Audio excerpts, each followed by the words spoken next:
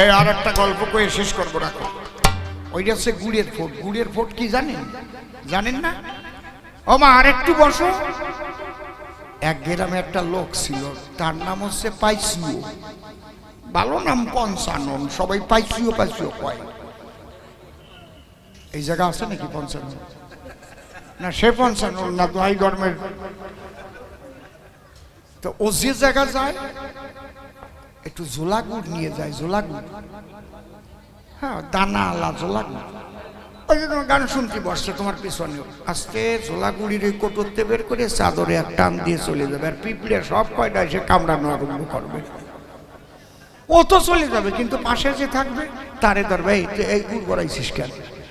এই মারামারি আরম্ভ হয়ে যাবে। এই জন্য ওর পরে নাম হয়ে গেল গুড়ের ফোট। সবাই বুঝে ফেললো ওই সে গুড়ের ফোট। এখন একজন বিয়ে করতে যাবে, ও মনে মনে ভাবে পাড়ার সবাই নেবে, কিন্তু গুড়ের ফোট নেবে না। ও শালা যায় যদি গন্ডগোল বাঁধায়। তাই গুড়ের ফোট রাত্রি ওনার বাড়ি যাইয়ে পাও ধরিয়ে কয়, বাবু, পাড়ার সব লোক যদি আপনার বরযাত্রী যায়, আমি একা বাদ পড়লি, তার চাইতে আমার গলায় দড়ি নিয়ে মরা ভালো। তাই তুই সরিয়ে যা, মোটে গুড় আনছিস নাকি আবার আমার নিকট? কয়, না বাবু, আমি কথা দিচ্ছি, যদি আপনার বরযাত্রী হয়ে আমি গুড় নিয়ে যাই, তাহলে আমি বাপের বেজম্বা। আচ্ছা, এইরকম কিরে দিলি, না নিয়ে পারা যায়? আপনারা কোন? কয়, যাক, তুই যখন ভালো হয়ে গেছিস, তাই নাহলে এইরকম কিরে তো দিতে পারিস না। এখন ও ভাবতিস, গুড় তো নেব না কইছি, কিন্তু গন্ডগোল তো না বাধায় পারা যাবে না। হ্যাঁ, আর একটু, আমি তো টাইম মাপিয়ে গান গাচ্ছি না, নিজের বাড়ির মতো গান গাচ্ছি। ও যে সময় হবে না হবে না, আসেই তো রয়েছে আবার অধিবাস। কবে এসে রয়েছে? আজকে নাকি সেই বাবার আমলের থেকে এসে রয়েছে। হরি বল। ওগুলো তো বহিরঙ্গীয় ব্যাপার। উনিও শুনতেছে আর রস পাচ্ছে, ভালো দুইজনে মিলে রস পাচ্ছে। তা এখন ওই গুড়ের ফোট ভাবতেছে, আমি তো কথা দিয়ে ফেলেছি গুড় নেব না, কিন্তু আমি গেলি গন্ডগোল হবে না, এটা হয় না। কিন্তু আবার বলছি, যদি গুড় নিয়ে যাই তাহলে আমি, আমার বাবার ঠিক নাই, বাবার বেজম্বা। ও কায়দা বুদ্ধি বেরোয় গেছে শয়তান। তো গুড় নেব না কইছি, চিনি নেব না তা তো কই নাই।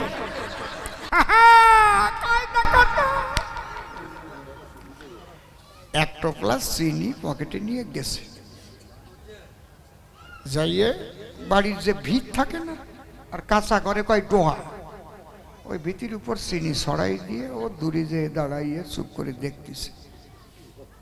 চিনি খাতি পিঁপড়ে গেছে, পোকামাকড় গেছে, তাই ধরতে আবার টিকটিকি গেছে। টিকটিকি যে জায়গায় যায়, দুই চারটে দেখবেন বিড়ালও যায়, এরকম করে। বিড়াল গেছে, ওই ওই আওয়াজ শুনে কুকুর গেছে। বরের একটা কুকুর আছে, বর আবার কুকুর ভালোবাসা, ওরে নিয়ে গেছে। বাড়ির কুকুর গেছে, বরের কুকুর গেছে, দুই কুকুর মারামারি আরম্ভ করে। বাড়ির মালিক দেখ তো কুকুরে মারামারি করতেছে। ছেলে পেলে যায় বাড়ি গেছে, খাম্পা বরের কুকুরের বাড়ি লাগিয়ে ছাতা গেছে মরিয়া। এবার বরযাত্রীর মধ্যেও তো আসে না, সালা বিয়ে করতে এসেছি বলে কি একদম সব সালা তো কুকুর মেরে ফেলি, সালা ধর সালা মার সালা ঘুষি মার, ফাটাফাটি আরম্ভ হয়ে গেছে। মানে বর কয়ে, রাখ রাখ, তোরা মারামারি করিস নি, হে রাখ, হে মারি, আমার আমার কুকুর যাই যাকে বিয়ে জানো ভাঙে না, মাইয়েটা ভালো। সবাই মারামারি থামাইছে। এসে গুড়ের ফোট কোন জায়গায় দেখে, উই কোনায় দাঁড়ায় রয়েছে। কয়, এইদিকায়, এই মারামারির ঘটনা তুই জানিস কিছু? ও নিশ্চিত করে একটু হাসিয়া দিচ্ছে। গুড় আনছিলি নাকি? কয়, না বাবু, চিনি নিয়ে আইসালাম। আমি ওই চিনি ওই জায়গায় ছড়াই রাখছিলাম, আমার কোনো দোষ নাই। সেই চিনি খাতি পিঁপড়ে পোকামাকড় গেছে, তাই আবার দত্তি টিকটিকি গেছে, তাই দত্তি বিড়াল গেছে, তারপরে কুকুর আইছে, দুই কুকুরই লড়াই বাঁধছে। কেটা জানো সে বাড়ি দিয়ে আপনার কুকুর মারিয়ে ফেলেছে, তারপরে তো মারামারি ফাটাফাটি আরম্ভ বলছে। কয় ওরে গুড়ের ফোট ছাড়লি না, গুড় আনলি না, কিন্তু চিনি আনিয়ে বাদালি গন্ডগোল। এর নাম হচ্ছে গুড়ের ফোট, আর ওই গান্ধারি হচ্ছে গুড়ের ফোট। যদি খালি ওইটুক চিনি না দেয় ওই জায়গা, যা ভীম রে বল তুই পবনের ছেলে। ভীম কোনোদিন বলে যে তুই পাঠার ছেলে? দুর্যোধন কোনোদিন না শুনলে সুবল দাদার কাছে যায়? কি কথা হলো? এই জন্য পাশা খেলার হলো আয়োজন। ভক্তের বাদ্য ভবারাধ্য আমি জনার্দন। পাশা খেলা হয়েছিল, ওরা গেল বনে, আমি ছিলাম সেই ভক্তের। তারপর 13 বছর পূর্ণ যখন হলো, ওরাই এসে যখন দর্শন দিল, আমি নিজে গেলাম স্বয়ং ভগবান। ডেকে বললাম তখন দুর্যোধনের সন্নিধান, শোনো, হিসাব করে দেখলে ওরা অর্ধেক কি তো পায়, 5খানা গ্রাম দিলে গন্ডগোল যায়। তোমার ছেলে বলেছিল সোনলীল পদ্মে সুচাগ্র মেদিনী দেব না বিনা যুদ্ধে। এর মধ্যে আমার কোনো দোষ ত্রুটি নাই, তবে ভক্তের বাদ্য ভবরাধ্য আমি যে কানাই। এই জন্যে মা তুমি আমার কথা লও, এখনো সময় আছে, কৃষ্ণ বলে ডাক একবার যাও। তোমার তো আর বেশি সময় নাই, প্রেমানন্দে তুমি একবার হরি বলো তাই। যে যখন বিয়ে হবে, বিয়ের সময় শুভদৃষ্টি দিতে যখন যাবে, তখনই স্বামী মারা যাবে। শুভদৃষ্টি হয় না? এখন তো শুভদৃষ্টির আগে কত দৃষ্টি হয়ে যায়, এখন আর সেই শুভদৃষ্টির দাম নাই। আগে শুভদৃষ্টির মূল্য ছিল প্রথম দর্শন, এখন দর্শনের আগে পরশন হয়ে যাচ্ছে।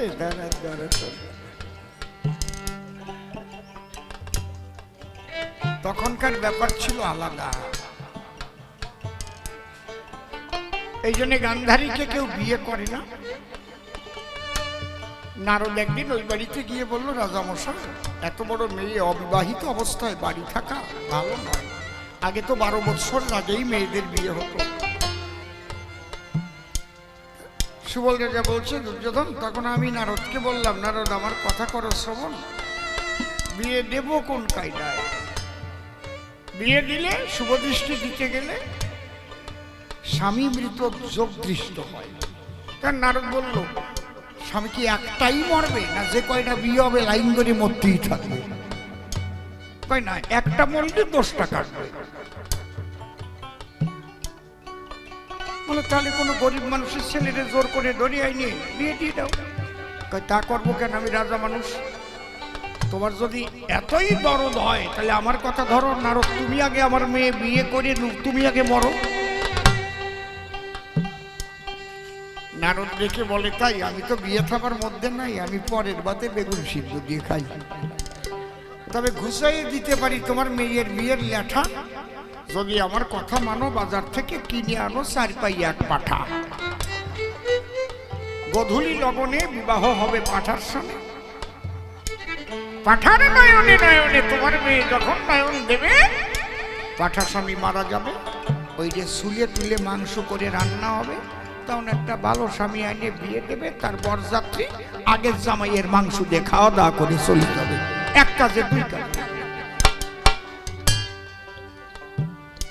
রাজা মনে মনে ভাবে, তাই এইরকম বুদ্ধি, এত সুন্দর বুদ্ধি তো আমার কেউ দেয় নাই। রাজা তখন আদেশ দিল, পাঠায় আনলো কিনে। প্রথম বিয়ে হলো গান্ধারী রাম পাঠার সনে। যখন পাঠা স্বামীর নয়নে নয়ন দিল, পাঠা স্বামী মারা গেল। এইবার যে ছেলেরে বলে, কয় না না, মানুষের বিধবা বিয়ে করা যায়, পাঠার বিধবা পাঠি কেউ বিয়ে করে? ছাতা ছাড়া কি আরো জড়াইছে না? বিয়ে করলে তো মানুষ বলবে, কি আর মাইয়ে পালি না, পাঠার বিধবা বিয়ে করে আনছিস।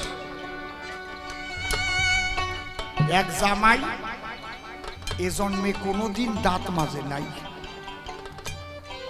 মশাই, বিষ্ঠার গন্ধ সহ্য করা যায়, দাঁতের ছাতার গন্ধ সহ্য করা সম্ভব নয়। কত স্বামী স্ত্রীর ডিভোর্স হয়ে গেছে, 1 লেবের তলায় শোয়া যায় না। ওর একটা যদি বাসের মধ্যে ওঠে টিকতে পারবে না কেউ ওই গন্ধের চোখে, কথা কলি বকাট করে নাকের মধ্যে ঢুকে পড়ে। ঠিক কইছি না নাকি? কায়দা আছে। জামাই শ্বশুর বাড়ি গিয়ে শাশুড়ির সামনে যে বলছে, শাশুড়ি মা ভালো আছেন, আর বকাট করে শাশুড়ির নাকের মধ্যে তাতে সাঁতার গন্ধ ঢুকেছে। শাশুড়ি মনে মনে ভাবে এই জামাই যখন পাড়ায় যাবে এত মন্দ কথা হবে। শাশুড়ির বুদ্ধি পাকা, জামাইরে দেশে 100 টাকা মেলা মিলিছে। জামাই তুমি মেলায় যাবা, কয়খান আখ কিনে খাবা। শাশুড়ি ভাবে আখ শুনতে যাইয়ে গসায় গসায় খানিক ছাতা তো কাটবে, পুরো পুরো ছাতাটা থাকবে না।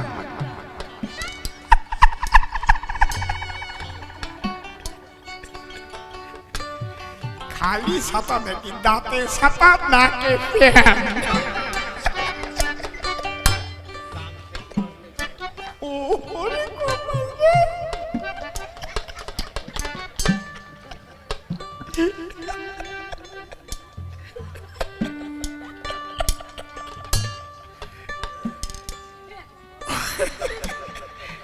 এই টাকা নিয়ে যেই মেলায় গেছে, মেলার প্রথমে যাই দেখেছে একজন ঝুড়ি ভরিয়ে জাম নিয়ে বসে রয়েছে, খালো জাম।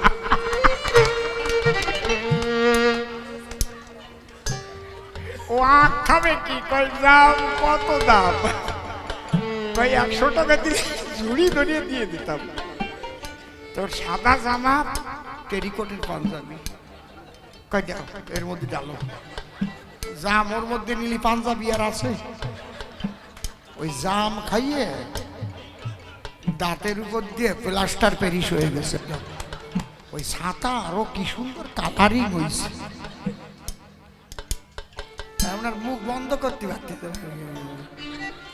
শাশুড়ি ভান্ডারে যেই গেছে শাশুড়ি কা, হ্যাঁ বাবা আখ খাইছে? কই না, জাম খাইছি।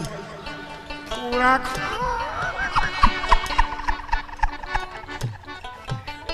শোনো মা, তুমি যতটা বাজে গল্প বলেছ আমি অত বাজে গল্প বলব না। কি সব বাজে গল্প বাবা! প্রদীপ নিভাতে গিয়ে নাকি পায়খানা করে দিয়েছে। আচ্ছা, এই গোপন খবর আপনারা কেউ জানেন? জানেন কি আপনাদের কোনো গ্রামে ঘটছে? ওগে বাড়ির খবর ওরা ঘটাইছে, তাই সাপ্লাই দিয়ে যায়। নিজেদের সাপ্লাই দেওয়া মাল আমার ঘরে চাপায়। আমি অত নিচের কথা বলবো না। দেখো, ভক্তের ভগবান।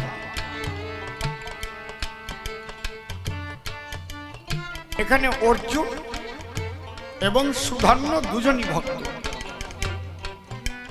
সুধন্য যখন দেরি করে এসেছিল যুদ্ধে, তার বাবা তাকে তপ্ত তৈলে নিক্ষেপ করেছিল, তখন সে আত্মসমর্পিত হয়েছিল। হে গোবিন্দ, যে পিতার ঔরসে মানব জন্ম পেয়ে এই ভূমণ্ডলে আমি জন্মগ্রহণ করেছি, সেই পিতা আমাকে মৃত্যুদণ্ড দিয়েছে, কিন্তু তুমি তো বিশ্বপিতা, আমি তো কোনো অপরাধ করিনি। হে প্রভু, আমি তো তোমার নাম গুণগানি গাই, আমার জীবনটা তুমি রক্ষা করো। এই যে আত্মসমর্পণ, সারেন্ডার, সর্বধর্মান পরিত্যাজ্য মামেকং শরণং ব্রজ অহং তাং সর্ব পাপেভ্যো মোক্ষয়িষ্যামি মা শুচি। অনন্যশ্চিন্তন্তু মাং যোজনা পর্যুপাসতে তেষাং নিত্যাভিযুক্তমাং জগৎক্ষমং বহং বহং। এগুলো তুমি বুঝবে না,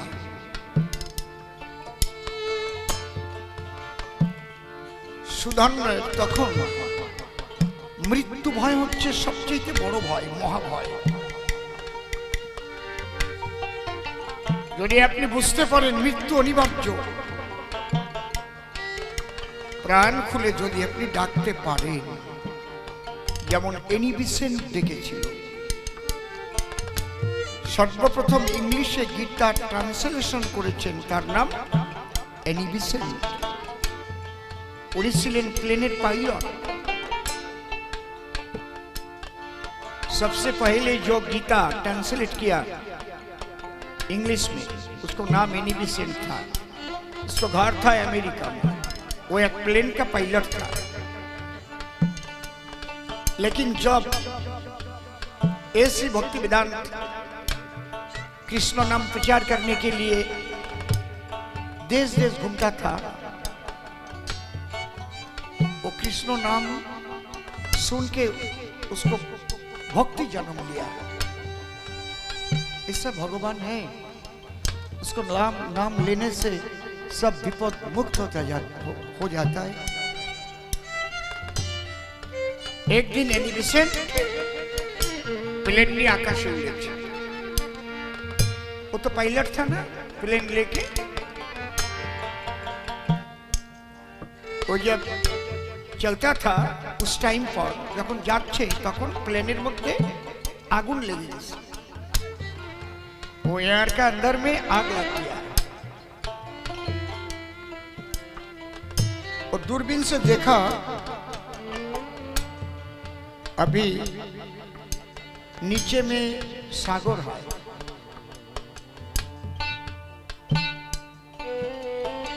पैराशूट से नामेगा तो वो पर हंगोर है, कुंभीर है, खत्म हो जाएगा ना। वो तখন কি ভাবলো, আমি প্যারাশুট নিয়ে নামবো না। पैराशूट से हम उतरेगा नहीं, हम कृष्ण नाम का पैराशूट लेके हम उतर जाएगा। ये समर्पण, सरेंडर।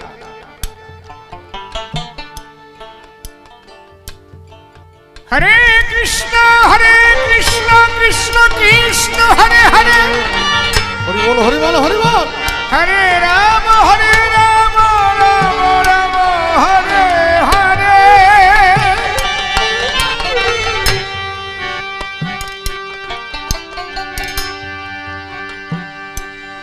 लाभ दिए যখন পড়লো কৃষ্ণ নাম করে, কৃষ্ণ মূর্তি ধ্যান করে, তুমি রক্ষা করলে বাঁচবো। স্বয়ং ভগবান ওকে কোলে করে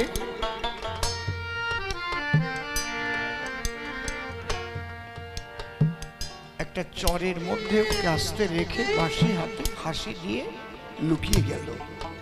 কিন্তু রূপটা তার মনে থাকলো। ডেড বডি খুঁজবার জন্য হেলিকপ্টার এলো।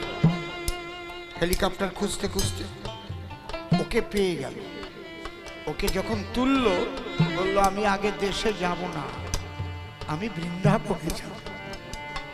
যে আমার জীবন বাঁচিয়েছে, আমি সেই মধুর বৃন্দাবনে গিয়ে তার লীলা ভূমি ধুলাই একবার গড়াগড়ি দিয়ে আসবো। এনি বিসেন্ট চলে এলেন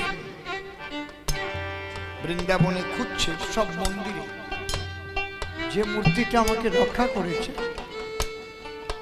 গোবিন্দ মন্দিরে গিয়ে দেখে ওই তো সেই মূর্তি হাসছে। তখন উনি বলেছিলেন এই সেই যে আমাকে রক্ষা করেছে।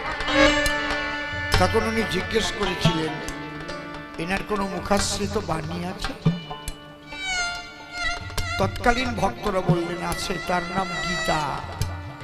উনি গীতা বুকে করে নিয়ে গিয়ে প্রথম ইংলিশে ট্রান্সলেশন করে সারা পৃথিবীতে ছড়িয়ে দিলেন। ছোট সুধান্য ঠিক ওই রকম আত্মসমর্পণ করেছিল, তাই তপ্ত তৈলে রক্ষা পেয়ে গেল। কিন্তু যখন অর্জুনের সঙ্গে যুদ্ধে গেল, তখন কিন্তু কি বললো জানেন? কৃষ্ণ আমাকে আশীর্বাদ করো, আমি যেন অর্জুনের বাণ কাটতে পারি, আমি যেন বাণ কাটতে পারি। এই যে আমিত্ব, তখন কিন্তু সমর্পণ করে নাই। আমি অর্জুনকে দেখিয়ে দিতে চাই তোমার যত কঠিন বান হোক আমি কাটতে পারি। বোঝা যাচ্ছে?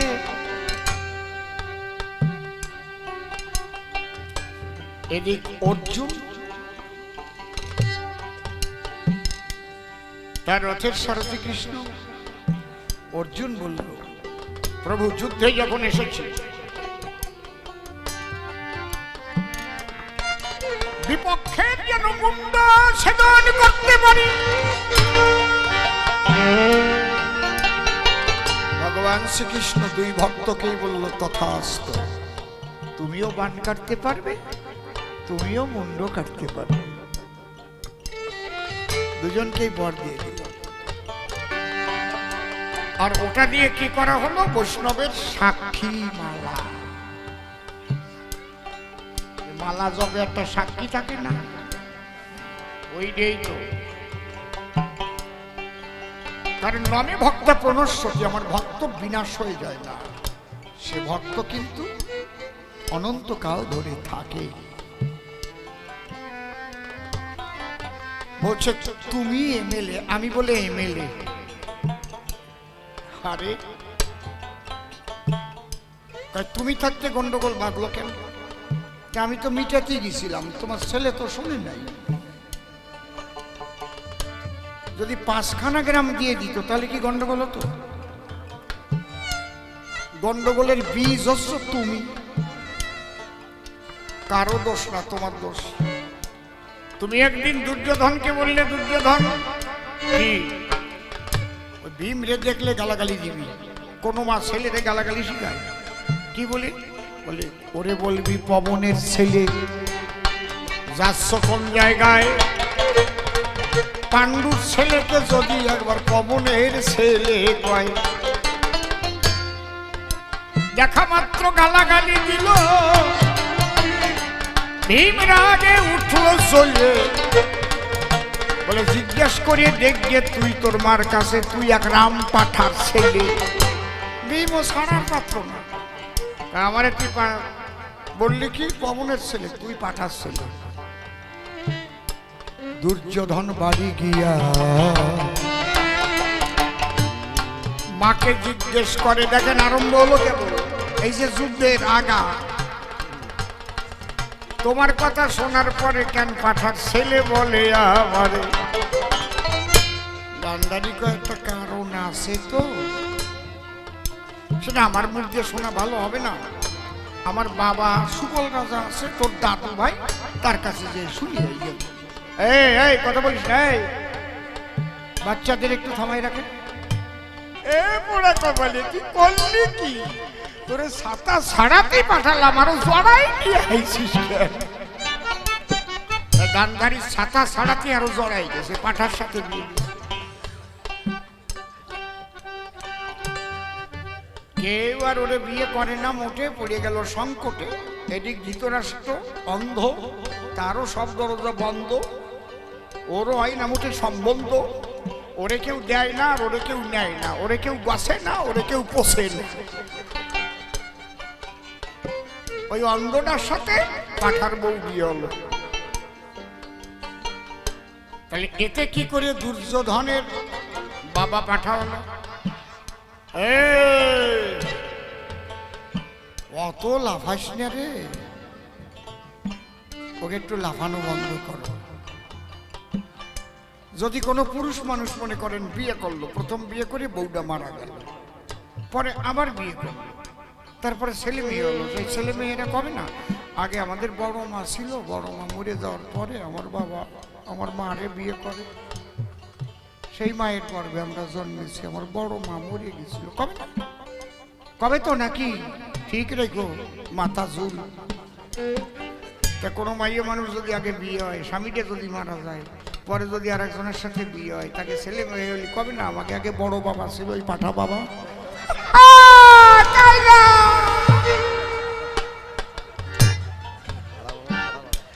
গুরু মাছকে মরিছে।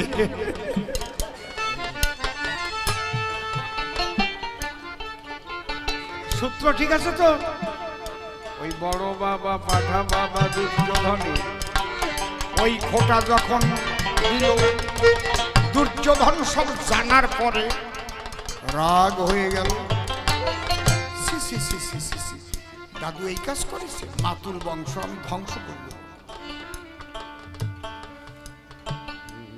বুঝতে দিল না যে আমি রাগ হয়েছি। বললো দাদু ভাই কি, তুই খুব ভালো কাজ করিস, তাই তুমি তোমার 100 ছেলে অর্থাৎ আমার 100 মামা আর তুমি নিমন্ত্রিত আগামী মাসের প্রথম শুক্রবারে চলে যাওয়া।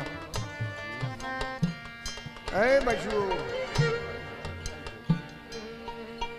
প্রথম শুক্রবারে যা যা খাতি চাও খাবার দেবার। বাড়ি যাইয়ে কয় ভাই মিলে মাটির তলায় একটা ঘর তৈরি করেছি, 100 জন থাকতে পারবে, একখান মাত্র দরজা রাখছে। যেই 100 মামা আর দাদু আসছে ওই ঘরে সব ঢুকইছে। ঢুকানো দেখেই ওদের আত্মা স্যাত করে উঠেছে, এই জায়গায় ঢুকোই কেন?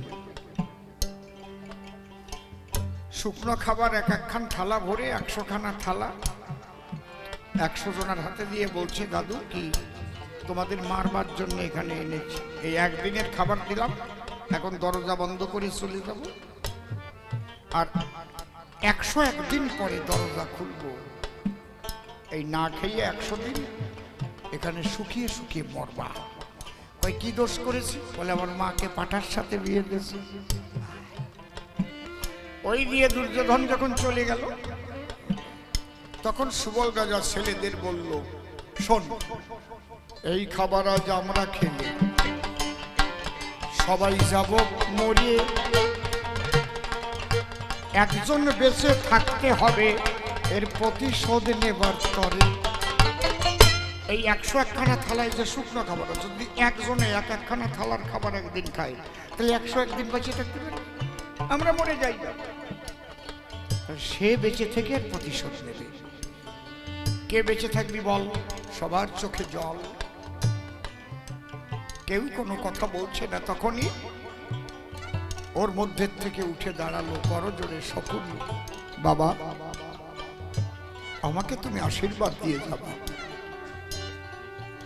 আমি যদি বেঁচে থাকি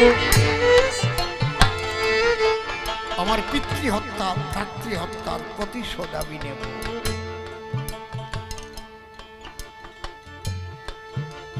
তখন সুবল রাজা বলল, শোন, আশীর্বাদ করি তোরে, আর মন্ত্রপুত করে রেখে গেলাম আমার পাঁজরের হাড়ে, আমি মরে গেলে পাঁজরের হাড় খুলে দিয়ে বলি অন্তরের ভাষা, কুরু বংশ ধ্বংসের তরে সুন্দর করে তৈরি করে নিবি শকুনির পাশা। ওই পাশা খেলাই হবে কুরু বংশে ধ্বংসের বীজের মূল। গান্ধারী জানো না তুমি, বুঝে পাও নাই তুমি।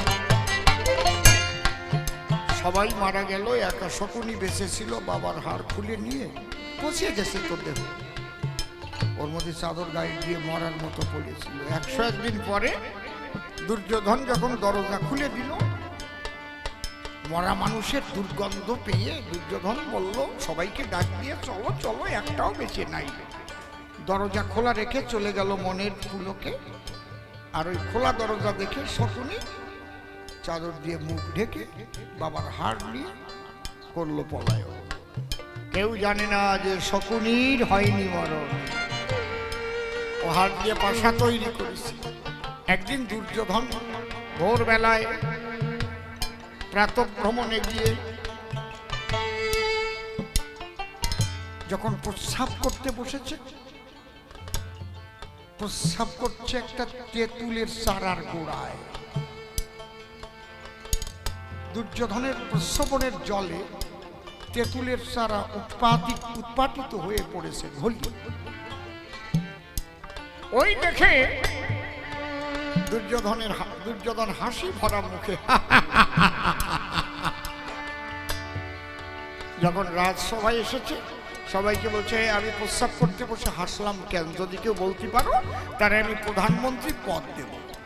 বলছে রাজামশাই এ বলা যায়, আপনি প্রস্তাব করছেন আপনি হাসছেন। এই চুপ, যে পারবে বলতে তারে আমি প্রধানমন্ত্রী পদ দেব, ঢেরা দিয়ে দাও। সব জায়গা ঢেরা দিল, শকুনি শুরুতে পারে চাদর মুড়ি দিয়ে গেল তখন দুর্যোধনের ধারে। কণ্ঠস্বর নকল করে বলল, রাজামশাই কি আমি যদি আপনার হাসির কারণ বলতে পারি প্রধানমন্ত্রী পদ দেবেন আমায়? হ্যাঁ দেব।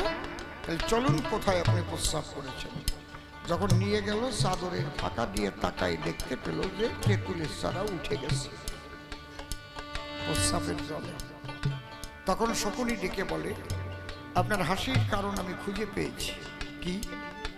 এই তেঁতুলের চারাই আপনাকে রাজনীতি শিক্ষা দিয়েছে। কেমন? এই তেঁতুল গাছটা যদি অনেক বড় হতো, মোটা হতো, তাহলে প্রস্তাব দিয়ে কি তোলা যেত? করাত লাগতো, কুড়াল লাগতো, জোর লাগতো।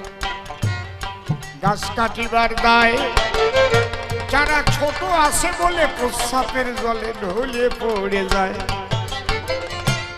ঠিক রাজনীতি করতে গেলে এই বুদ্ধিটা আপনাকে কালেকশন করতে হবে। কি? শত্রু ছোট থাকা কালীন প্রস্তাবের জলের মতো অল্প শক্তি দিয়ে তাকে উৎপাদিত করতে হবে, সে যেন ভবিষ্যতে তেঁতুল গাছের মতো মোটা শক্ত না হয়ে ওঠে। দুর্যোধন বলছে, বাহ বাহ বাহ, চমৎকার, তোমার মতো বুদ্ধিমান আর আমার রাজ্যে কেউ না। তখনও জানে না যে শকুনি ওকে যত্ন করে রাজসভাতে যখন নিয়ে গেল চাদরখানা টান দিয়ে মুখ বের হল। একই কে? মামা শকুনি না? হ্যাঁ তো, আমি তো তোমাকে বুদ্ধি দেবার জন্য ওই ভিতরে যুদ্ধ করে বেঁচে আছি। তোমার মতো ভাগ্যে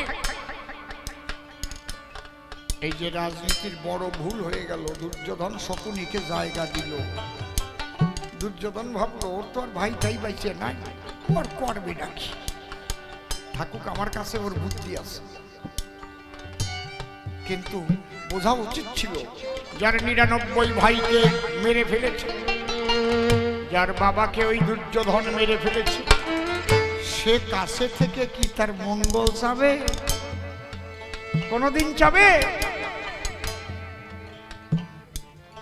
ওই জায়গা যখন দিল তখন বলল, ভাগ্নে তোমার কিন্তু এই সারা পাণ্ডবরা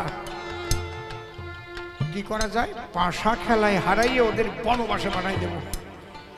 কথা থাকবে 12 বছর বনবাস, 1 বছর অজ্ঞাতবাস, ফিরে আসতে পারবে, অর্ধেক রাজত্ব পারবে, ওরা ফিরে আসতে পারবে না। এই যে পাশা খেলা কেন হয়, তাহলে এর বীজ গান্ধারী না? গান্ধারী যদি গালাগালি না শিখাই দিত তাহলে ভীম কোনদিন পাঠার ছেলে বলতো? যদি ভীম পাঠার ছেলে না বলতো তাহলে দুর্যোধন কি সুবর্ণাদার কাছ থেকে এই গোপন খবর পাত? গোপন খবর যদি না পাতো তাহলে মাতুল বংশ ধ্বংস করত। বুঝতে পারছেন? তাহলে ধ্বংসের বীজ, মূল বীজ ওইটা না? হ্যাঁ, কায়দা আছে, ওইটা হচ্ছে গুড়ের ফোট। যমুনে এই কি তুমি সেই যমুনে প্রবাহিনী, যমুনে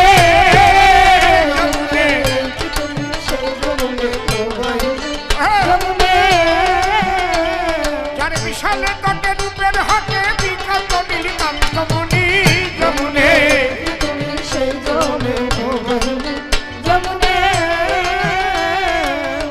মিলনের সময় কিন্তু মিলনের দক্ষিণে দিয়ে যাইও না, তো মিলন কিন্তু হবে না।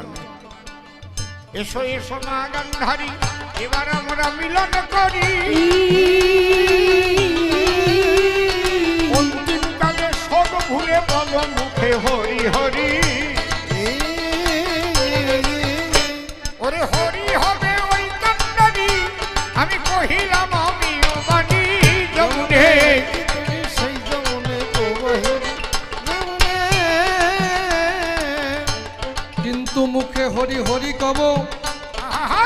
অন্তরে মোর আছে ভাব,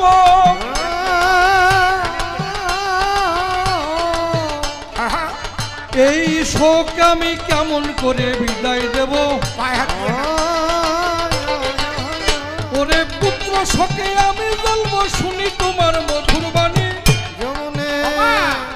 একদিন সবারই যেতে হবে, কেবার কোথাও হবে, সবাই থাকতে হরিপদ মন প্রাণ দিতে হবে। জগতে কেউ কারো চির আপন নয়, ডাক আসিলে যেতেই হয়। যার যার কর্মফল ভোগ করে আসে বসুধায়।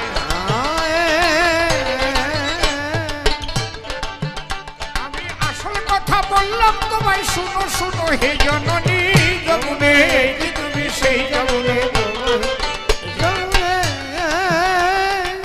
তুমি আমার কথা নেবে, জয় রাধে রাধে রাধে, আমায় একটু বুঝাইবে।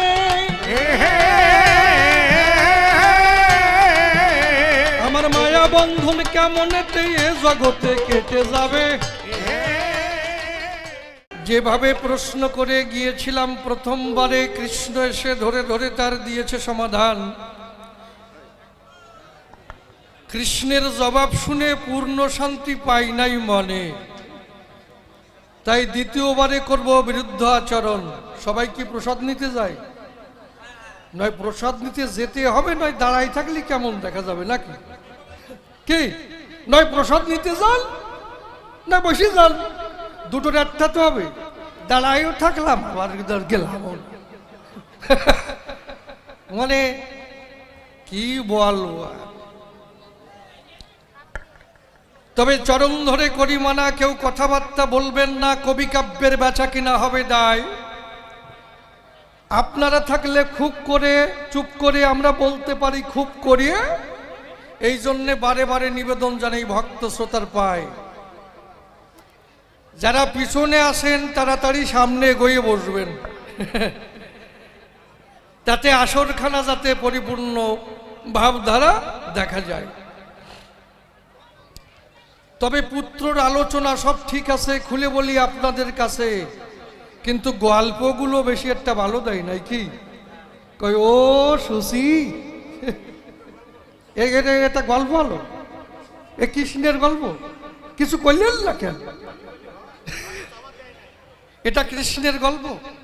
আর সেই গল্প কার দ্বারে দেয়? মাউইমার কাছে। ওর মা মাসি জ্ঞান নাই, তাই যদি থাকতো এইভাবে সুচি সুচি বিচিত্রার গল্প দিত। কি বলবো আপনাদের কাছে, ওনার সব ভালো আছে, খালি একটু মেয়ে ছেলের দোষ আছে। কি ওনার এই দোষটা মোটাই জীবনে কাটবে না। তা ওনার আশীর্বাদ করি জীবন ভরিয়ে যেন যে মেয়ে ছেলের দোষটা থাকিয়ে যায়। হরি বল হরি বল। মানে এখানে কার সঙ্গে আলোচনা হচ্ছে? মাইমার সঙ্গে। তা তুমি ঠিক পাও? তোমারে জন্মাই আমরা, কি মা, তোমার যদি না জন্মানো হতো, এই মায়েরা যদি না জন্মাতো, তাহলে কোন জায়গাতে আসতে? তোমারে নুন খাই মারিয়ে ফেলানো উচিত ছিল, তাহলে আর ভেজাল থাকতো না। হ্যাঁ, আরান নারায়ণের গল্প কালেকশন করেছে কোন জায়গার থেকে আমি ঠিক পাই না। আমি হচ্ছি মা, হ্যাঁ, আমার সামনে এই গল্প দিলি হয়? চুপ করে বসেন, গল্প আজকে কেমন হবে তা ঠিক নাই, কারণ কৃষ্ণ লাইন ধরাই দিয়ে গেছে। আগে একটু কথা বলে নেই, কারণ আমি যেভাবেতে প্রশ্ন করি, খুলে বলি সবার বরাবরই, বলে তোমার ছেলেরা মোটেই ভালো নয়, তাই নয়? মানলাম আমার ছেলেরা খারাপ, ভালো কথা। গান্ধারীর ছেলে পেলে অতিবারে খারাপ, তাতে কোনো অসুবিধা নাই নাকি? কিন্তু এখন যদি বলি কৃষ্ণের ছেলে এইরকম হলো কেন, কি খারাপ কইছে? হ্যাঁ, গান্ধারীর ছেলে খুলে বলি সভা তলে খারাপ হতে পারে, তাতে থাকে না কোনো ভয়ের বিষয়।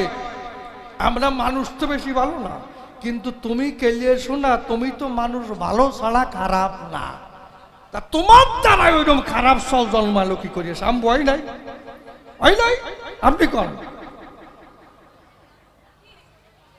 তা কথা কাউ তো তলায়াত দাও না, খালি পরের দোষ খুঁজে বেড়াও, নিজের দোষ তো একটু দেখো না। বলে আমি ভক্তের পক্ষে থাকি। ওরে আমার ভক্ত রে, গীতার মধ্যে কি বলেছে? নমে ভক্তা প্রণশ্যতি, আমার ভক্তের কখনো বিনষ্ট হয় না। মিথ্যে কথা, প্রমাণ নিয়ে যান। সুধন্যার মতো ভক্ত আমরা কয়জন ভাই? বসে শুনুন, বিজ্ঞ নারী নরে সুধন্যা একবার অশ্বমেধ যজ্ঞ করে, যুধিষ্ঠির একবার অশ্বমেধ যজ্ঞ করে। যজ্ঞ শেষে যখন অশ্ব ছেড়ে দেয়, ওই ঘোড়া ছাড়ার পরে ডেকে বলে সভার পরে একটা কথা জানিবে নিশ্চয়, আমি অন্তর দিয়া দেখলাম ভেবে এই যজ্ঞের ঘোড়া যে বাঁধবে তার সঙ্গে যুদ্ধ হবে, কথা মিথ্যা নয়। ওই সভায় হংসধ্বজ রাজা উপস্থিত ছিল। আমি বলি সভা তলো, তখন ওই ঘোড়াটাকে বেঁধে লয়। ওই ঘোড়া বাঁধার পরে ডেকে বলে সৈন্যদের ধারে, তোমরা একটা কথা শোনো দিয়ে এমন, আগামীকাল যুদ্ধ হবে, অন্তর দিয়ে দেখি ভেবে এই যুদ্ধে যেতে যে দেরি করবে তপ্ত তৈলের মধ্যে ফেলে তার ঘটাবো মরণ। এই কথা যখন বলে, পরের দিন প্রভাত হলে কি ঘটনা ঘটে যায় আমি টানি সেই সূত্র। তখন সুধন্যা তার নিজ পুত্র যখন সজ্জিত স্ত্রীর কাছে যায়,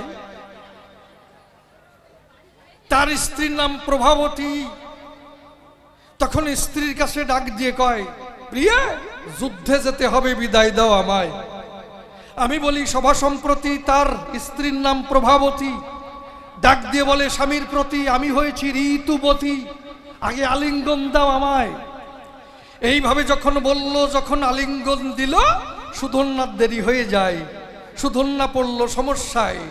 হংসধ্বজ রজা করে বর্ণনা, পুত্র হলেও ক্ষমা হবে না, তারে নিয়ে সই জায়গায় অগ্নি প্রজ্বলিত করে তৈল তপ্ত করে ছেড়ে দিয়ে তার ভেতরে ঘটাবো তার মরণ। ছিল যত সৈন্য যারা, ডাক দিয়ে বলল তারা, রাজা এ কি আপনার চিন্তাধারা, এ যে আপনার নিজ পুত্র, তা কি নাইক স্মরণ। সুধন্যা তখন এসে ডাক দিয়ে বলে, পিতার পাশে আমি মরব বলে তাতে কোনো আপত্তি নাই, তবে পিতা পুড়ে মরার আগে তোমার পুরো ভাগে এই মিনতি জানাই, তুমি আমার কথা নিও, এই আশীর্বাদটুকু দিও, মরেও যেন কৃষ্ণর চরণ পাই। হ্যাঁ কৃষ্ণ গোবিন্দ বলে ভাসিয়া দুই চোখের জলে তপ্ত তৈলে যখন ঝাঁপ দেয়, সবাই চেয়ে দেখে তাই, হাই কি দৃশ্য দেখতে পাই, এক ফোঁটা তৈল লাগলো না তার গায়ে। ওখান থেকে যখন বেঁচে যায়, তখন অর্জুনের সঙ্গে যুদ্ধ বাঁধে। আমি দাঁড়িয়ে বলি সবার সান্নিধ্যে, যুদ্ধের আগে শ্রীকৃষ্ণের পুরো ভাগে আগে সুধন্যা নিবেদন করে লয়। তারপরে কি করলো, সুধন্যা অর্জুন পরপর 3টি বাণ ছুড়ল, সুধন্যা তাই কেটে দিল। অর্জুন পড়ল সমস্যায়। অর্জুন মনে করে ভাবনা, সুধন্যা আমার মানে মরে না, তাহলে প্রাণে রাখিব কিসের দায়। অগ্নি প্রজ্বলিত করে ঝাঁপ দিয়ে তার ভেতরে ঘটাবো আমার মরণ। কৃষ্ণ করে বর্ণনা, অর্জুন ভ্রান্তি ভাবনা ভেবো না, আমি তোমার সম্মুখে আছি সর্ব কারণের কারণ। যিনি কৃষ্ণ নটবরে বসে শুনুন নারী নরে, ওই কাটা বানটিকে পা দিয়ে যখন ঠেলা দিয়ে উপরে উঠাইয়ে দেয়, সুধন্যা তখন দেখতে পায়, হায় হায় হায়, কাটা বানটি আমার দিকে ধায়। তবে এতদিনে পেয়েছি পরিচয়, এই বানটি তো আমার অর্জুনের নয়, এই বানটি বুঝি পাঠিয়েছে আমার কৃষ্ণ দয়াময়। আমার ভাগ্য হলো ভালো, গোবিন্দ আমার জন্যে বান পাঠালো, সেই বান হতে বিমুখ হব কিসের দায়। অন্তরে আছে ভাবো গোবিন্দ দেওয়ান, পাতিয়াই মস্তক খান, মস্তক পাতিয়া লব। হ্যাঁ কৃষ্ণ গোবিন্দ বলে ভাসিয়া দুই চোখের জলে মস্তক অবনত করে দেয়। বান তখন শোষ বেগে, আমি বলি সবার পুরো ভাগে, সুধন্যার মস্তক কেটে ফেললো মৃত্তিকায়। তাহলে অর্জুনের বারে মরে মরুক, তাতে আমার কোনো আপত্তি নাই। তুমি কৃষ্ণ কাটাবান পা দিয়ে ঠেলা দিয়ে সুদর্ণার মস্তক কাটলে কেন, এর জবাব চাই। তোমার তো কোনো দোষ নাই। কি কথা কয় আর হয়ে যায়। হ্যাঁ, নামে ভক্তা প্রণশ্যতি, আমার ভক্তের কখনো বিনষ্ট হয় না, তাই তো বাবা? তাহলে অর্জুনের মানে মন মরুক, তাতে আমার কোনো কথা থাকতো না। কিন্তু তুমি কৃষ্ণ অর্জুনকে বাঁচাবার তরে, তার কথা রক্ষা করবার তরে ওই কাটা বান পা দিয়ে ঠেলা দিয়ে ওই কাটা বান দিয়ে সুদর্ণার মস্তক কাটিছ, এর জবাব দিও। বুঝো, পাণ্ডবরা কত ভালো, কত গুণাগুণ করিয়ে গেছে। আচ্ছা, যারা বউকে দানে রেখে পাশা খেলায় তারা মানুষের জাত, আপনি কোন? যারা বউকে দানে রেখে জুয়া খেলে তারা কে মানুষের জাত? যে জাত উনি কইয়ে যাবেন, আমি জাত তুলে কথা কব কে? যদি কই মানুষের জাত আমার কোনো অসুবিধে নাই, কি মানিয়ে নেব। তাহলে কি এই পঞ্চপাণ্ডবের একটা বউ, এই কথা অজানা নাই তো কেউ। জুয়া কারা খেলে দেখেন, খুলে বলি সভাতলে, যারা জুয়ো খেলে তারা গড়ের টাকা নিয়ে জুয়ো খেলে, খেলে না? তারপরে যদি গড়ে না টাকা পায় কি করবে? নিজের মেয়ে যে স্কুলে যায় ওই সাইকেল বিক্রি করে জুয়ো খেলবে। তারপরেও যদি সাইকেল না থাকে, সব দিন তো সাইকেল থাকে না, ছেলে একটা বিক্রি করে দিয়েছে, এইবার কে আটে বাজারে গেল তার সাইকেল বিক্রি করিয়া ওইটা নিয়ে জুয়ো খেলবে, খেলে না? তাই জুয়োখোর, গাঁজাখোর এর ভাবই আলাদা। দেখবেন যারা গাঁজা খায় মানে চোখ দেখলি ঠিক পাওয়া যায়, চোখ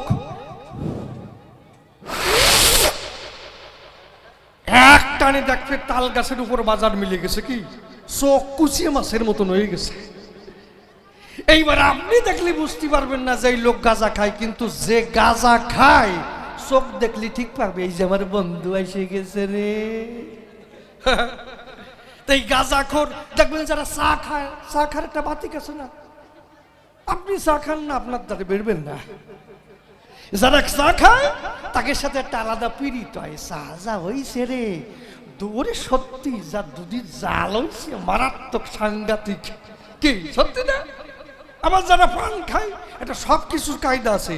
যারা এই গাঁজা খায়, জুয়ো খায়, জুয়ো খেলে, আবার কিছু মদ খায়, কি ওরে কপাল, মদ খায় কি খাওয়া, তাই নয়?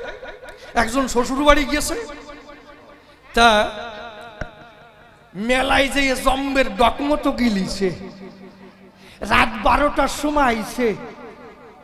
এখন যাই বলছে ওর বোন নাম আবার মিনু, কয় মিনু দরজা খোলো।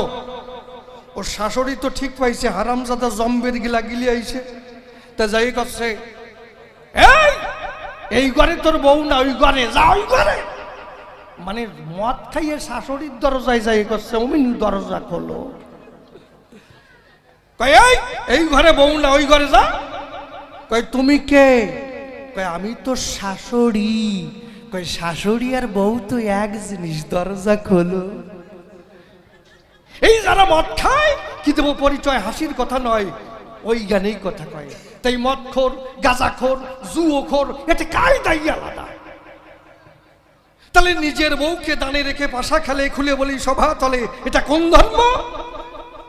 একটা নারীর যখন বিয়ে হয়েছিল পুরুষের সঙ্গে, আমি বলি কাব্য প্রসঙ্গে, তাহলে ওই নারীটির মন প্রাণ জীবন যৌবন স্বামীর সিফাত বদ্ধে করেছে অর্পণ, তাই তো? স্বামী ইষ্ট, স্বামীর পর আর কেউ নাই। এইবার স্বামী যদি ভাবে কি ওরে কেরোসিন তেল জ্বালিয়ে ফুড়াই দিই, কেমন হবে? ওরে বেকায়দা শান্তিন কোম্পানি দেয়, মুগুর মার্শা দোলাই সারসা দেয়, কি হবে? বউ পুজো দেবে? হ্যাঁ, তাহলে কোন অধিকারে খুলে বলি সভা পরে নিজের বউকে দানে রেখে পাশা খেলে, খুলে বলি সভা তলে? এটা কত দ্বারাই কেস হয়?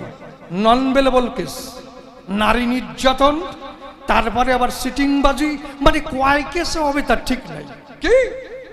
তাই পাণ্ডব যারা সরাসরি খুলে বলি সভা পরে এইভাবে কিন্তু দানে বউ রেখে ভাষা খেলে, একটা নারীকে অসম্মান করেছে, একটা নারীর মর্যাদা সম্পন্ন নারী তাকে শেষ করেছে, তার সম্মান নিয়ে ছিনিমিনি খেলেছে।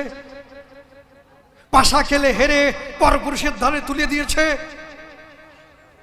এই রকম মানুষ যত কম হয় ততই ভালো। কি আপনারা কি করেন? এটা হলো। এইবার ধরি কুন্তী, পাণ্ডবদের মাতাকে কুন্তী। ওই কুন্তী যে কয়জনের রাতের খুন্তি, বিশ্রী শুনাই শুনতি, পারিনি আর গুনতি। কুমারী অবস্থায় সন্তান জন্মায়, কি জন্মায় নাই? তো এইটা যদি বিশ্ববাসী গ্রহণ করে তাহলে কি অবস্থা হবে? আর বিয়ে কি পঞ্চপাণ্ডবের 2 দিয়ে 3 দিয়ে করে বিয়ে। যারা বেশি ঘন ঘন বিয়ে করে তারা মানসিক জাত না, তারা মানসিক জাত না। কি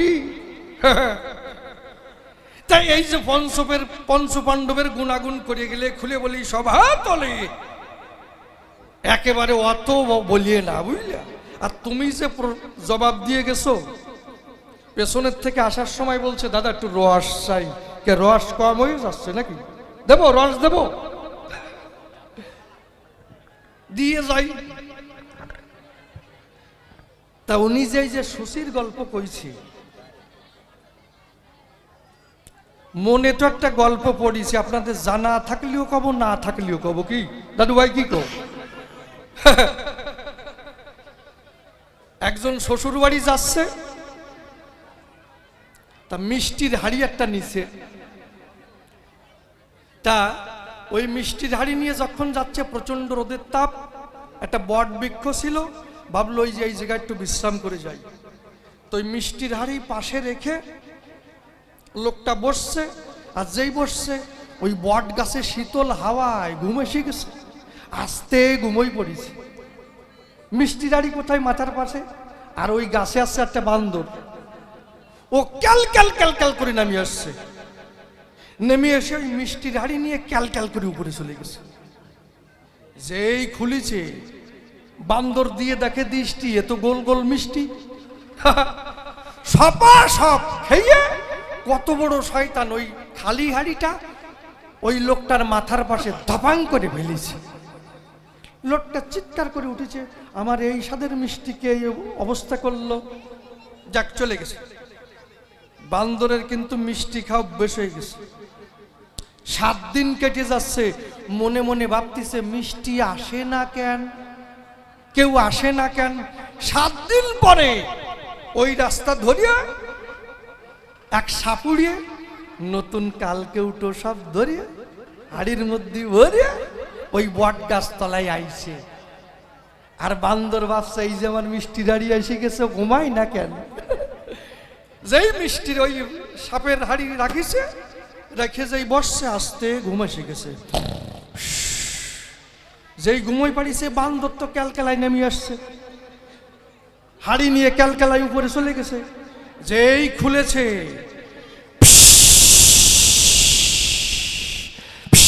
বান্দর দিয়ে দেখে দৃষ্টি, এ তো ভনা ধরা মিষ্টি। তা বান্দরের বুদ্ধি আছে, ওই যেই ফিস ফিস করছে, আস্তে খট করে মাথা ধরে বসছে।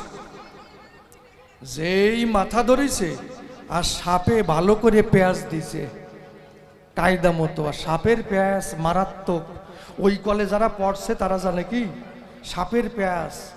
তা সাপ যেই ভালো মনে পেঁয়াজ দিছে, আর বান্দরের তো সরু হাত, গড়গড় মড়মড় করে উঠছে।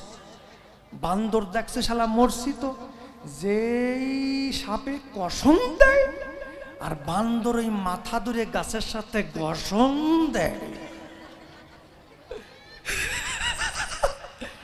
সাপে একটু কসম ছাড়িয়ে দেয়, আবার যেই কসম দেয়, আর বান্দর মাথা ধরে গাছের সাথে ঘষণ দেয়। ঘষণ দিতে দিতে মাথার সমান হয়ে গেছে, মাথার নাই, খালি বডি। তা ওই বডি আবার ওই লোকটার মাথার পাশে ফেলিছে। ও চট করে উঠেছে, কি ব্যাপার, আমার জ্যান্ত সব এই করলো কে? উপরে দেখে বান্দর, আবার বিস্কি দেয়, শালা আমার তাজা সাপ এই করলো। যা, এখন বান্দরের আর মিষ্টি খার অভ্যেস নাই। কি বলবো, সবার কাছে বান্দরের এখন গসা অভ্যেস হয়ে গেছে। জঙ্গলের মধ্যে ভন ভন ভন ভন করে ঘুরে বেড়াচ্ছে, কোথায় একটা গসার জিনিস পাই। তাই যে কাঠ সেলাই করে না, বড় বড় গুড়ি রাম করার দিয়ে সেলাই করে, কি দাদু ভাই? কাটে না, ওর মাঝখানে আবার একটা খিল দেয়। কেন দেয়? যাতে ওই খিলটা দিলে পরে ওই গাছের গুড়ির মাঝখানে যে করাত বালুরে সরে কি ফাঁকা থাকবে। তা এইভাবে করাতিরা করাতি টানছে। তা মনে মনে ভাবলো কি এইবার একটু টিফিন করে আসি। ওরা যেই টিফিন করতে গেছে আর বান্দর ওই দিকে লক্ষ্য করতেছে, ভালো একটা গুড়ি তো, ও লাফ দিয়ে ওই গুড়ির পর উঠছে, দুই পাশে পা ঝুলোই দিয়ে, আর ওই যে গাছের গুড়ির যে খিলির কাছে ফাঁকা জায়গা, ধন সম্পত্তি সব রাখিয়ে দিছে। রাখিয়ে দিয়ে এখন ওই খিলির দিক নজর গেছে, ভালো একটা গসার জিনিস পাইছি তো, দুই পাশে পা, আর ওই খিল ধরে শর্ট করে খিল উঠে গেছে, আর ওই জায়গা চড়াট করে ভজা শেষা হয়ে গেছে। বান্দর আমার সামনে কও সুচি, ও বিচিত্রিয়া, ঠিক পাও না তুমি? আমার সামনে সুচিত্রার গল্প দাও কি? ও ধন সম্পত্তি আজকে শেষা দিয়ে আর মজা শেষা দিয়ে চলে যাবো, কপালে যায় হবে কি? খারাপ কইছি? গেছে গল্প গেছে। ও সুচিত্রা, ও বিচিত্রা, আচ্ছা এই গোপন খবর কি করে জানলো? এত বড় গোপন খবর সুচিত্রা বিচিত্রা কি করে জানলো? আমার মনে হয় ওর বাড়ির ঘটনা। কি বাড়ির ঘটনা? শুনে শুনুন জ্ঞানী জোলা, আরে আসরে নামাই ঠিক গেছে। কি কম সত্যি না? গেছে, গল্পও গেছে, আর ও নিজের গাড়ি পড়ছে, আজকে মরছে। মা ওই মার সাথে পাল্লা দিতে আসো। ওরে আমার সোনা সান, তোরে লবণ খাওয়ালাম না কেন? তোর গোষ্ঠী শ্রাদ্ধ করে আজকে যাবো, তুই ভাবছিস কি? আমি তো মরছি, আমি গান্ধারী, কয়েকদিন পরে মরে যাব। আমার ছেলেরা মরে গেছে, আমি তো মরা, জানতে থাকতে মরা, জিয়ন্তে মরা, তারে বলে জানতে থাকতে মরা। আমি তো মরিয়াই গেছি, আমার আর মরার ভয় কিসি? তো শ্রাদ্ধ না করিয়ে মরবো না আজকে, যা কপালে যা আছে হবে। কি এই জন্য তোমারে যদি ধরি কম্বলে লোম বাসলি, কম্বলে ছাতা টেকবে না। কম্বলের লোম বাসলে কম্বলে ছাতা টেকে? দেখেন কুরুক্ষেত্র যুদ্ধের আগে ডেকে বলে অর্জুনের পুরো ভাগে শ্রীকৃষ্ণ, অর্জুন একটা কথা শোনো দিয়ে মন। কি কি বলবো তোমার কাছে? তোমার দুটো বর পাওনা আছে। কার কাছে? দুর্যোধনের কাছে। ওই বর দুটো করতে হবে আনায়ন। তবে মনে রেখো, প্রথম বরে শিরস্থান, দ্বিতীয় বরে অঙ্গের আভরণ, ইহা ছাড়া অন্য কিছু চাইবে না সেথায়। মানে প্রায় অর্জুনকে দুর্যোধনের ন্যায় চেহারা মানে প্রায় মিশে যায়। তাহলে অঙ্গের আবরণ, হ্যাঁ, আর যদি শিরস্থান নাই, মুকুট নাই, তাহলে একেবারে পুরো একদম ডুপ্লিকেট দুর্যোধন। তাই ওইগুলো যখন দিয়ে দেবে, আর নকল দুর্যোধনের বেশ ধরবে, গিয়ে দাঁড়াবে বিশ্বের দরজায়, গিয়ে বলবে, দাদু ভাই তোমার বয়স বেড়ে গেছে, কি বলবো তোমার কাছে, তোমার যুদ্ধে যাওয়ার প্রয়োজন নাই। ওই পঞ্চবাণ আমার করে করহ অর্পণ। ওই বাণ যখন দিয়ে দেবে, আমার কাছে চলে আসবে, আর তোমাদের ঘটিবে না মরণ। কে কয়? কৃষ্ণ। এইভাবে যখন শিখাই দিল, তখন অর্জুন গেল দুর্যোধনকে দাদা বলে ডাক দেয়। দুর্যোধন বলে, কে? অর্জুন, তুই আমার কথা নিস, যদি আগের থেকে দাদা বলতিস তাহলে যুদ্ধ করতাম না এ সময়। আমি বলি তোর পাস, বল আজ কি চাস? যা কিছু চাইবি তাই করিব অর্পণ। এই সুযোগ যখন দুর্যোধন দিল, আর এই সুযোগ যখন অর্জুন পেল, বলে আমার পাওনা বর দুটো দেওয়া করো। কি বলবো, তোমার স্থলে তুমি ত্রিশক্তি অঙ্গীকারে আবদ্ধ হয়েছিলে, তাহলে পাওনা বর দুটো দেওয়া এখন। তবে মনে রেখো, কি প্রথমবারে শিরস্থান, দ্বিতীয়বারে অঙ্গের আভরণ। এইগুলো যখন চায় তখন দুর্যোধন নির্বিবাদে শিরস্থান, অঙ্গ আবরণ প্রাসাদে যখন ছুঁড়ে ফেলে দেয়, এমনি ভাবে যখন ছুঁড়ে ফেলে দিল, অর্জুন তাই কুকুরের মতো কুড়াইয়ে নিল আর নকল দুর্যোধনের বেশ ধরল, গিয়ে দাঁড়ালো ভীষ্মের দরজায়, গিয়ে বলে, দাদু ভাই, ভীষ্ম বলে, এই মাত্র এলি, বান নিয়ে চলে গেলি, আবার কেন এলি তাই শুনতে চাই। দুর্যোধন বলে, তাই আমি তো আসি নাই, তবে কি বলবো দাদু ভাই, তোমার ঠাই আমি আসার আগে কি বলবো, তোমার পুরো ভাগে নকল দুর্যোধনের বেশ ধরে তোমার পঞ্চবান হরণ করে নিয়ে যায়। ভীষ্ম হলো বুদ্ধ, ভীষ্ম হলো ক্রুদ্ধ, আরম্ভ করতে যুদ্ধ। আমিও বসে থাকবো না, অন্তরে করে বিবেচনা, কৃষ্ণ করেছে বর্ণনা, প্রতিজ্ঞা করেছে আমি যুদ্ধে অস্ত্র ধরবো না, তারও প্রতিজ্ঞা আমি করিব ভঙ্গন। ভীষ্ম যখন উদ্বুদ্ধ হয়ে যখন যুদ্ধে গেল, খুলে বলি সভা তলো, অর্জুনের সঙ্গে যখন যুদ্ধ বাঁধল, ভীষ্মদেব বানে বানে অন্ধকার করে ফেলে মহাশয়। কৃষ্ণ করে ধারণা আমি তো একে রক্ষা করতে পারবো না, তখন রথের চাকা খুলে নিয়ে যখন ভীষ্মকে আঘাত করতে যায়, ভীষ্ম সে দেখে তাই, হে কানাই, তোমার প্রতিজ্ঞা তুমি রাখতে পারো নাই, তোমার প্রতিজ্ঞা করেছো ভঙ্গন। তখন বিশ্বদেব কি করলো, ধনুর্বাণ ত্যাগ করলো, ছুড়ে ফেললো মৃত্তিকায়। কৃষ্ণ তখন ডেকে বলল, অর্জুন তুমি আমার কথা নাও, আর বসে থেকো না, কি করিব বর্ণনা। দাঁড়িয়ে বলি সভা পরে, ওই বিশ্ব যদি ফিরে আবার বান ধরে, আমি করি বর্ণনা, তুমি কেন আমি কৃষ্ণ পর্যন্ত টেকবো কি টেকবো না।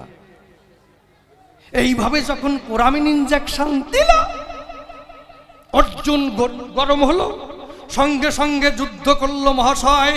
এমন যুদ্ধ হলো, খুলে বলি সমস্তল, নিরস্ত অবস্থায় বিশ্বকে ফেললো সরসজ্জায়, আমি মরি যাই লজ্জায়। এর কি ধর্মযুদ্ধ কয়? একে অমানুষ কথা কও আর হয়ে যায়।